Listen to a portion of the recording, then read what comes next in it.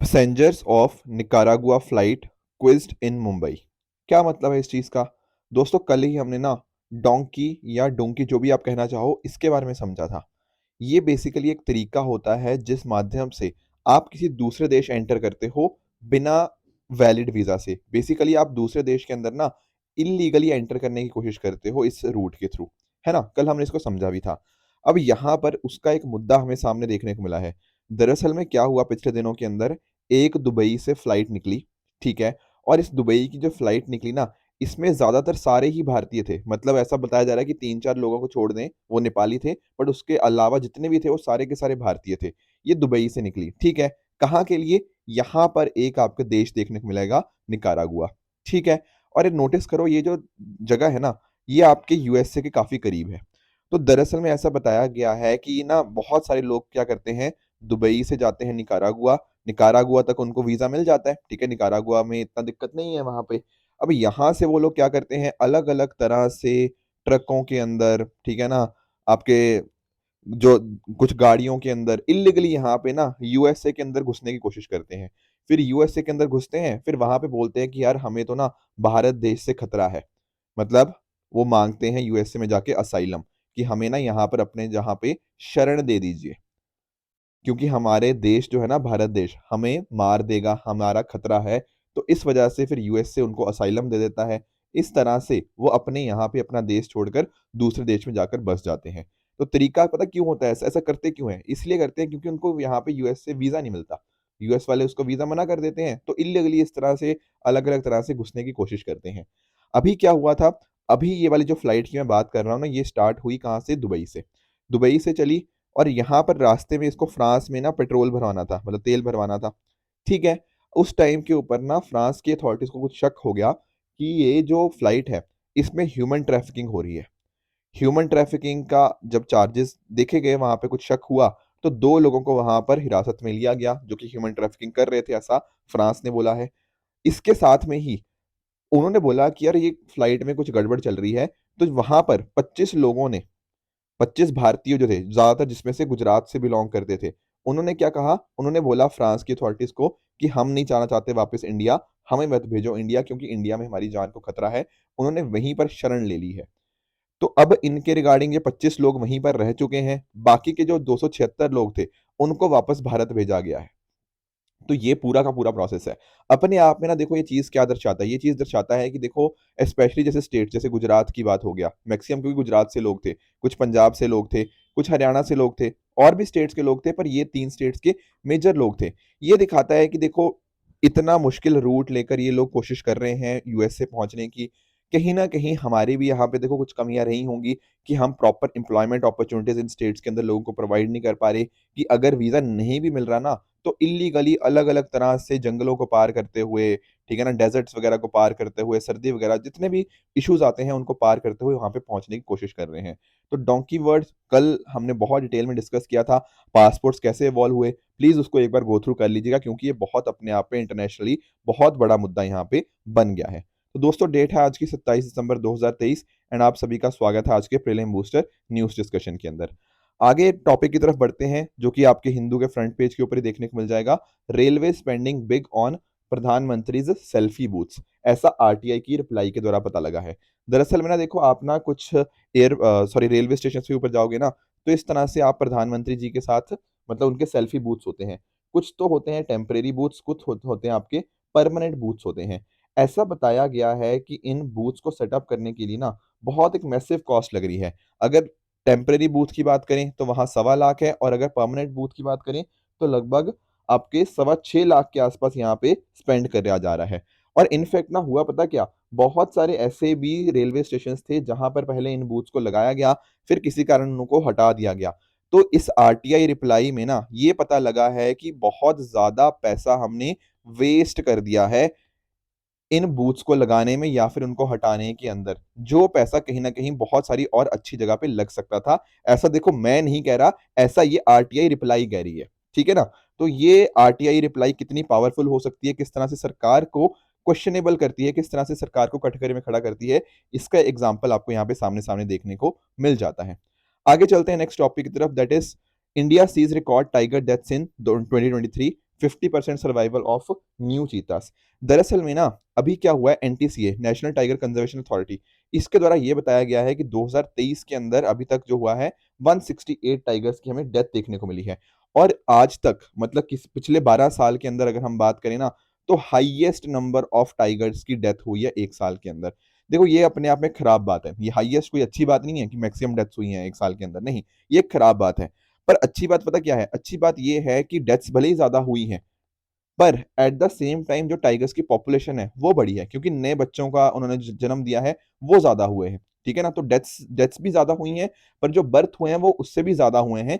इस वजह से जो पॉपुलेशन है टाइगर की आज के समय 3000 से ज्यादा हमें देखने को मिल जाती है।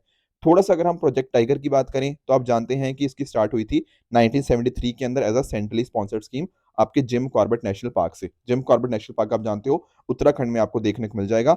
ये कोशिश इसकी ये थी कि टाइगर को हम कंजर्व कर पाएं एंड अच्छे से इनको यहाँ पे प्रोटेक्ट करें। अगर हम बात करते हैं ना टाइगर्स की, तो आप जानते होंगे कि ये इनका आईयूसीएन स्टेटस हमें एंडेंजर्ड देखने को मिल जाता है, and WPA wildlife protection act के अंतर्गत ये शेड्यूल 1 के अंदर है। इसी पर्टिकुलर रिपोर्ट में ना बात करी गई है चीतास के रिगार्डिंग। चीतास के रिगार्डिंग इन्होंने बात ये करी है कि हमें टोटल जो 6 चीतास की हमें डेथ्स देखने को मिली है मार्च से लेकर अभी तक। बेसिकली पिछले 9 से 10 महीने के अंदर ना 6 चीतास की डेथ हो गई है। तो थोड़ा सा अगर हम चीतास के बारे में जानने की कोशिश करें तो आप जानते हो कि भारत के अंदर जो चीतास लाए गए वो कौन से थे, दोज वर अफ्रीकन चीतास, जिनका आईयूसीएन स्टेटस हमें वल्नरेबल देखने को मिल जाता है। एशियाटिक चीतास भी इंडिया में नहीं होते, ये ईरान में हमें देखने को मिलते हैं, उनका स्टेटस क्या है, क्रिटिकली इंडेंजर्ड हमें देखने को मिलता है। इसके साथ ही आप सभी को एनटीसीए के बारे में पता होना चाहिए। दोस्तों एनटीसीए क्या है, एक स्टैट्यूटरी बॉडी है, बेसिकली एक एक्ट के थ्रू बनी हुई बॉडी है, that is wild life protection act के द्वारा। ये आती है हमारी ministry of environment forest and climate change के अंतर्गत। इसका काम होता है ना कि जो भी आपका टाइगर को कैसे हम कंजर्व करेंगे उस प्लान को अप्रूव करना, जो कि आपकी स्टेट गवर्नमेंट तैयार करती है। ठीक है ना। उसी तरह से आपकी wild life protection society of India भी है, इसको भी यहाँ पे 1994 के अंदर स्टैब्लिश किया गया था, ताकि आप उसकी सरकार को इंफॉर्मेशन मिले कि हाँ किस तरह से वाइल्ड लाइफ इलीगली ट्रेड हो रहा है। ये सारी चीजें देखने को यहाँ पे मिलती हैं। आपके जिम कॉर्बेट नेशनल पार्क मैंने आपको थोड़ा सा बताया अभी, ये आपको उत्तराखंड के अंदर आपको देखने को मिल जाएगा, नैनीताल के हिल स्टेशन के बिल्कुल पास में। इंडिया के बहुत ही मतलब एक बहुत ही फेमस कंजर्वेशनिस्ट हैं जिम कॉर्बेट, उनके नाम के ऊपर इसका नाम पड़ा था इस पर्टिकुलर नेशनल पार्क का, जिसको 1936 के अंदर एस्टेब्लिश किया गया था। 73% ऑफ पार्क आपका फॉरेस्ट से है, एंड आपका 10% एरिया के अंदर आपको ग्रासलैंड्स आपको देखने को मिल जाते हैं। यहाँ पर आपके इस पर्टिकुलर नेशनल पार्क के अंदर हिल्स भी हैं, रिवराइन बेल्ट्स भी हैं, ठीक है, मार्शी डिप्रेशंस, ग्रासलैंड्स, बहुत अलग अलग आपको यहाँ पे टॉपोग्राफी आपको देखने को मिल जाती है, डिफरेंट लैंडस्केप्स आपको देखने को मिल जाते हैं। बाकी शिवालिक और आउटर हिमालयाज के जूलॉजिकल प्रोविंसेस के ऊपर आपको लोकेटेड देखने को मिल जाता है। तो ये कुछ पॉइंटर्स थे, चाहे आप टाइगर्स के रिगार्डिंग, चीतास के रिगार्डिंग, प्रोजेक्ट टाइगर, एनटीसीए और जिम कॉर्बेट जो हमने यहाँ पे देखा।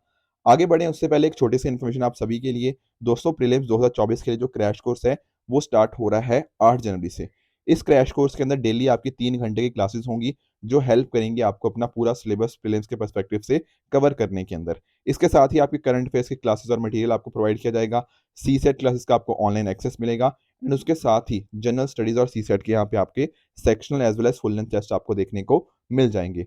तो ये वाला कोर्स आप डेफिनेटली ऑनलाइन भी एंड ऑफलाइन हमारे पटेल नगर सेंटर में भी यहाँ पे अवेल कर सकते हो। नीचे डिस्क्रिप्शन के अंदर मैंने इनका लिंक दे दिया है, तो प्लीज़ जाइए एंड वहाँ पर आप इन कोर्सेज के अंदर एनरोल कर सकते हैं, एंड आपकी प्रीलिम्स की प्रिपरेशन को ये और भी बेहतर बना देगा।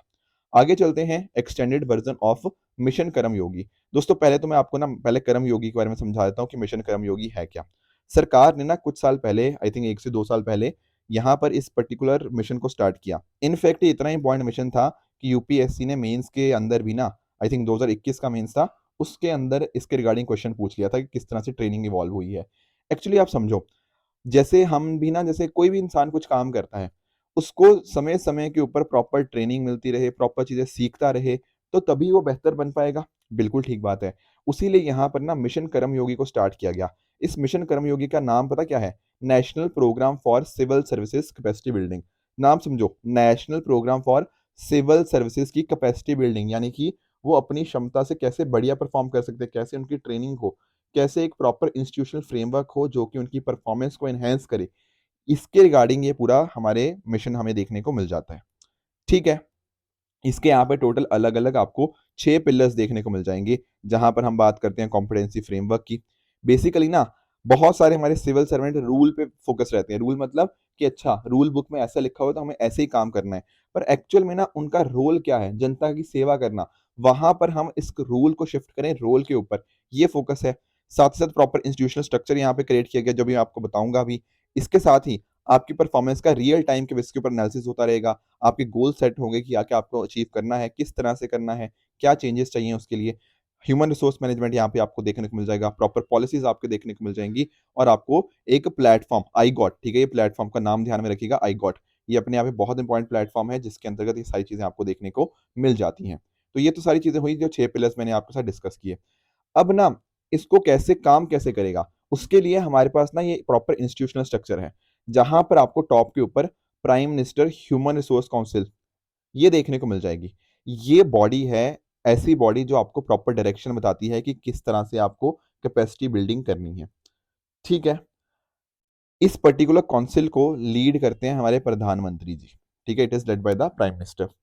उसी की तरह यहां पर आपको एक कैबिनेट से क्रेडिटेड कोऑर्डिनेशन यूनिट देखने को मिल जाता है, जो काम क्या करता है, जो देखता है कि भैया जो प्लान वगैरह बनाए हैं उनका कुछ एग्जीक्यूशन हो रहा है या नहीं हो रहा।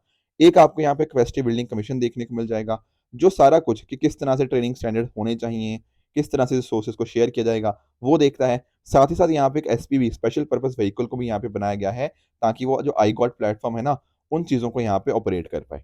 तो इस तरह से ये पूरा स्ट्रक्चर यहाँ पे वर्क करता है। अभी क्या हुआ है, अभी हमारे जो यहाँ पर आपको यूनियन मिनिस्टर यहाँ पे देखने को मिल रहे हैं, इन्होंने इसका एक एक्सटेंडेड वर्जन लॉन्च किया है मिशन कर्मयोगी का, अभी 25 दिसंबर को ही। क्या है ये एक्सटेंडेड वर्जन? एक्सटेंडेड वर्जन के अंदर पता क्या होगा, आपको हर चीज पर्सनलाइज करके दी जाएगी। ठीक है ना, जैसे आजकल पीडब्ल्यू ओनली ऐसे कोर्सेज भी आपको पर्सनलाइज मिलते हैं। ठीक है ना, उसी तरह से आपको यहाँ पर ब्लेंडेड प्रोग्राम, ब्लेंडेड का मतलब होता है मिक्स, जैसे होता है ना कि आपको ऑनलाइन भी ऑफलाइन भी। तो उसी तरह से यहाँ पर भी आपकी जो ट्रेनिंग होगी, तो उसमें ऑनलाइन ऑफलाइन दोनों के यहाँ पे फीचर्स आपको देखने को मिल जाएंगे। तो माई आई गॉट के अंतर्गत आप देख पाओगे किस तरह से आपको प्रॉपर ट्रेनिंग कोर्सेज यहाँ पे प्रोवाइड किए जाएंगे, जो कि आपकी नीड को पूरी तरह से केटर करेंगे। ऐसा बताया जा रहा है कि 28 लाख यूजर्स ने ऑलरेडी प्लेटफॉर्म पे ऑनबोर्ड हो चुके हैं, जिन्होंने इतने सारे कोर्सेज को यहाँ पे अवेलेबल यहाँ पे करा भी है। ठीक है ना, तो ये चीज़ें आपको पता होनी चाहिए। क्यूरेटेड प्रोग्राम्स, सॉरी सॉरी एक सेकेंड, क्यूरेटेड प्रोग्राम्स मतलब कि यहाँ पे आपकी जो भी learning needs and diverse needs हैं उनको यहाँ पे ये कैटर करता है। ठीक है, फ्लेक्सिबिलिटी से आप पढ़ सकते हो। ब्लेंडेड मतलब आपका ऑनलाइन और ऑफलाइन दोनों को यहाँ पे एक अच्छा मिक्सचर। एक चीज़ और भी है यहाँ पे जिसका नाम है Vikas, variable and immersive Karmayogi advance board.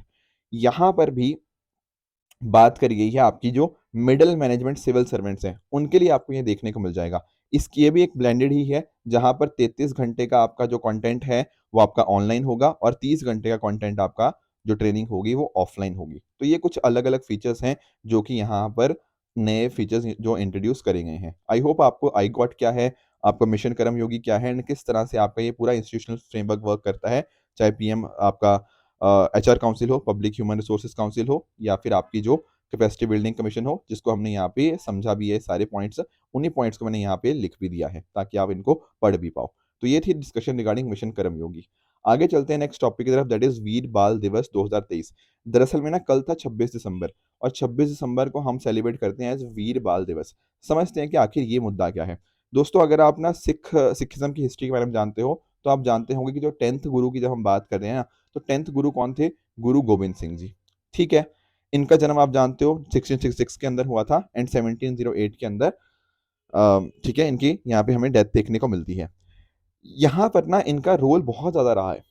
किस तरह से? देखो, एक तो इन्होंने जो टीचिंग्स थी उनको प्रमोट किया, बहुत इंपॉर्टेंट पोइट थे, but at the same time warrior भी बहुत इंपॉर्टेंट थे। स्पेशली जैसे औरंगजेब के साथ लड़ने के लिए इन्होंने बहुत इंपॉर्टेंट रोल प्ले किया। खालसा पंथ की इन्होंने साधना करी, सिखिज्म की एक वॉरियर कम्युनिटी यहाँ पे क्रिएट करी। एंड साथ ही साथ इनकी जो भी टीचिंग्स थी उनको भी यहाँ पे इन्होंने बताया। इवन जो दसम ग्रंथ है, जिसको 10th वॉल्यूम बोलते हैं, उसके ये ऑथर भी हैं। साथ ही साथ इनके बाद 10th गुरु के बाद ना दरअसल जो गुरु ग्रंथ साहिब है, इन्हीं को ही यहाँ पे गुरु माना गया। तो जो 10 गुरु थे वो तो थे ही थे, उसके बाद 10वें गुरु के बाद 11वें गुरु जो है ना, या फिर जो हमेशा के लिए गुरु हैं, वो है श्री गुरु ग्रंथ साहिब जी। यहाँ पर इन्होंने 5 केस को भी इंट्रोड्यूस किया, जो कि हर सिख पर्सन के पास होने चाहिए। वो है कड़ा, कंगा, कृपान, केश और कचेरा। ये पांचों के आपके पास होने चाहिए सिखिज्म के अंदर, ऐसा यहाँ पे इन्होंने बताया। ठीक है, अब यहाँ पर ना एक्चुअली समझिए, इन गुरु गोविंद सिंह जी ना पूरा अपना जो फैमिली थी उसको कुर्बान कर दिया देश के लिए कह लो, धर्म के लिए कह लो, जो भी आप कहना चाहते हो। तो यहाँ पर इनके 4 बेटे थे, जिनको नाम जानते हैं हम चार साहिबजादे। उनमें 2 थे बड़े, मतलब एज के अंदर, और 2 थे छोटे। तो जो बड़े हैं इनको बोला जाता है बड़े साहिबजादे, और जो छोटे थे इनको नाम दिया जाता है छोटे साहिबजादे। तो हुआ क्या, चमकौर साहब की बैटल के अंदर इनको यहाँ पे शहीद कर दिया गया। इन्होंने ना इतनी कम उम्र के अंदर भी बहुत ही ज्यादा बहादुरी और बहुत ही ज्यादा ब्रेवरी दिखाई। उसी ब्रेवरी को हम याद करते हैं एज अ शहीदी दिवस कह लो, या वीर बाल दिवस के रूप में आप इसको यहाँ पे आप इसको कमेमोरेट करते हो। तो ये चीजें आपको पता होनी चाहिए कि साहिबजादे का मतलब क्या होता है। साहिबजादे का अर्थ होता है कि जो हम यहाँ पर इनके बेटों की बात कर रहे हैं, जो गुरु गोविंद सिंह जी के बेटों की यहाँ पे बात कर रहे हैं। तो इस पर्टिकुलर इवेंट के ऊपर हमारे प्रधानमंत्री जी ने एक प्रोग्राम के अंदर पार्टिसिपेट भी किया, जिस प्रोग्राम के अंदर बताया गया इनकी एजुकेशन के बारे में, मतलब लोगों को एजुकेट किया गया इनकी जो ब्रेवरी के बारे में, इनकी लाइफ स्टोरी यहाँ पे डिस्प्ले करी गई। तो आपको वीर बाल दिवस के बारे में ये चीजें पता होनी चाहिए। आगे चलते हैं नेक्स्ट टॉपिक की तरफ, that is risk of stagflation in India.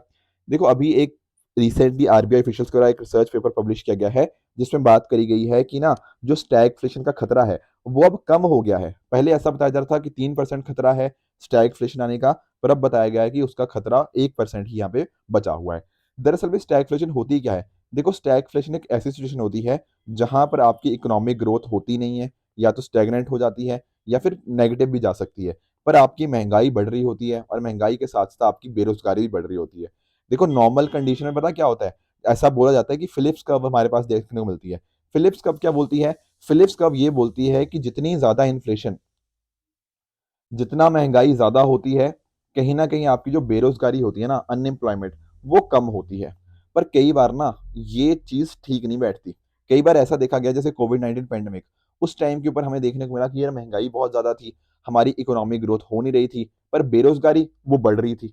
तो ऐसे टाइम के ऊपर ना समझ नहीं आता करे तो करे क्या, कि क्या हम अपना जो रेपो रेट है उसको कम करें। रेपो रेट कम करोगे तो क्या हो जाएगा, महंगाई और बढ़ेगी। रेपो रेट बढ़ाओगे, उससे क्या होगा, उससे आपकी इकोनॉमिक ग्रोथ हैम्पर हो जाएगी। तो ये जो कुछ सिचुएशन होती है ना, इन्हीं को बोलते हैं स्टैगफ्लेशन, जहां पर ये सारी कंडीशंस ट्रू हमें देखने को मिल जाती है।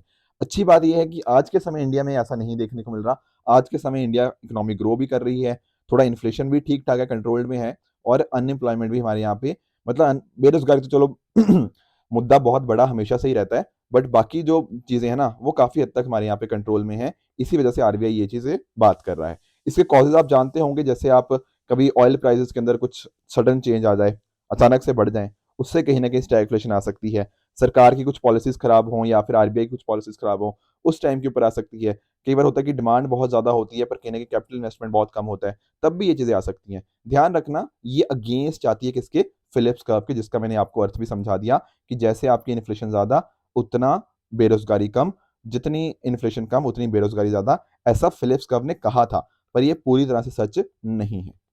राइट,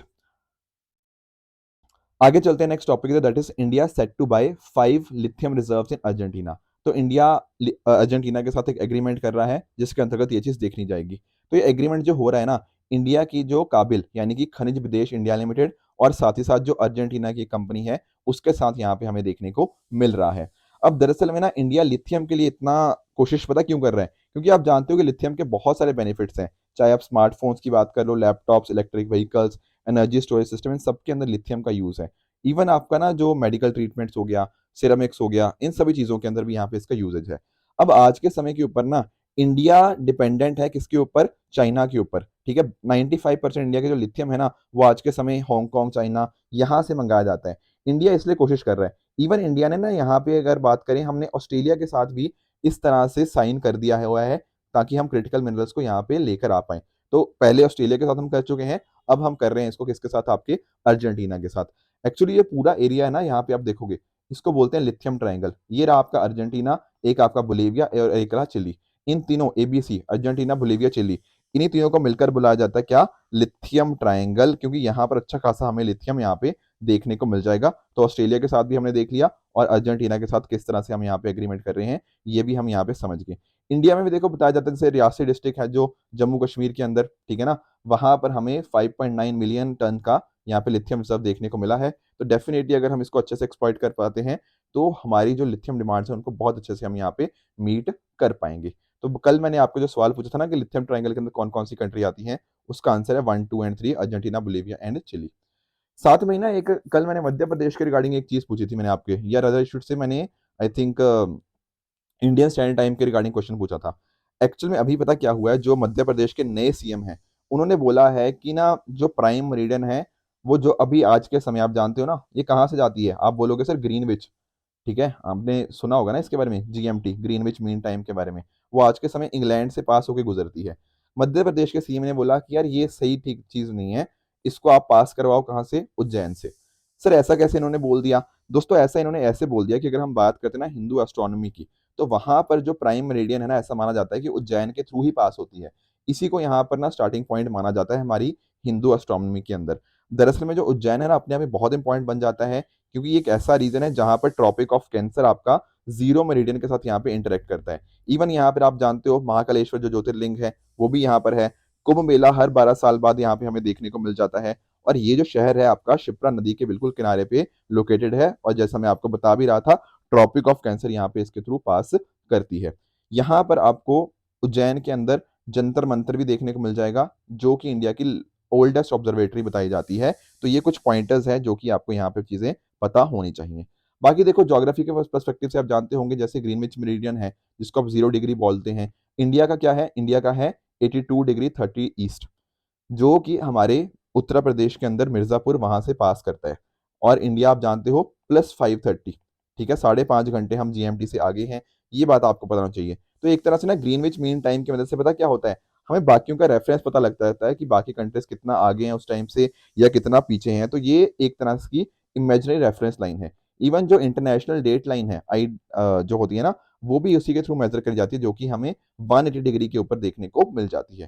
तो ये कुछ पॉइंटर्स थे जो हमें पता होने चाहिए थे। तो दरअसल में जो इन्होंने बात करी थी आईएसटी के बारे में, तो क्या ये पटना बिहार से कैलकुलेट करी जाती है? नहीं, ये बात तो गलत हो जाएगी। आप लोग समझ गए, हमने इसको बारे में डिस्कस भी कर लिया है। ठीक है ना? हम बात कर रहे थे इसकी। ऊपर से वीर शैवाइट्स के बारे में मैंने आपको होमवर्क दिया था। ये बात बिल्कुल करेक्ट है कि ये लॉर्ड शिवा के वर्शिपर्स होते हैं। ऑरेंज पासपोर्ट की जब हम बात करते हैं ना, तो ऑरेंज पासपोर्ट बेसिकली उन लोगों को आइडेंटिफाई करते हैं जिनको एक्सप्लॉइटेशन का ज़्यादा रिस्क होता है।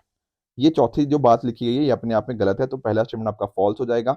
ठीक है? ये लास्ट भी आपका फॉल्स ही है। आज का आपका होमवर्क क्या रहेगा? ये सारे आंसर्स आप मुझे बताओगे इनमें से कौन-सा ट्रू है एंड कौन-सा फॉल्स है। इसी तरह से एक आपका और होमवर्क रहेगा regarding India ASEAN trade relationship, जिसका आंसर मुझे आप नीचे कमेंट से बताओगे। सेकंड होमवर्क रहेगा इस पर्टिकुलर टनल के बारे में, कहाँ पर कौन सी स्टेट के अंदर आई है, ये आप मुझे बताओगे।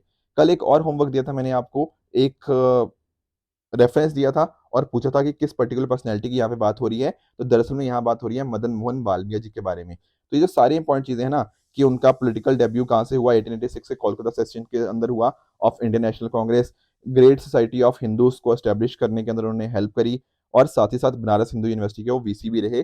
ये कुछ इंपॉर्टेंट पॉइंटर्स हैं जो आपको पंडित मदन मोहन मालवीय जी के बारे में पता होने चाहिए। बाकी इनके जो इंपॉर्टेंट जर्नल्स है, जैसे अभ्युदय हो गया, ठीक है ना, एंड कुछ और इंपॉर्टेंट जैसे आपका मर्यादा हो गया, आपका द लीडर ऑफ इलाहाबाद जो कि इंग्लिश डेली थी, ये कुछ पॉइंटर्स भी इनके रिगार्डिंग आपको डेफिनेटली पता होने चाहिए। तो ये दोस्तों ये थी आज की डिस्कशन। अगर आपको इसकी पीडीएफ चाहिए तो आप मेरे Telegram channel PW only official पे जाके इसकी पीडीएफ डाउनलोड कर सकते हो एंड अपनी प्रिपरेशन को और भी बेहतर बना सकते हो। तो दोस्तों keep working hard, goodbye and good luck.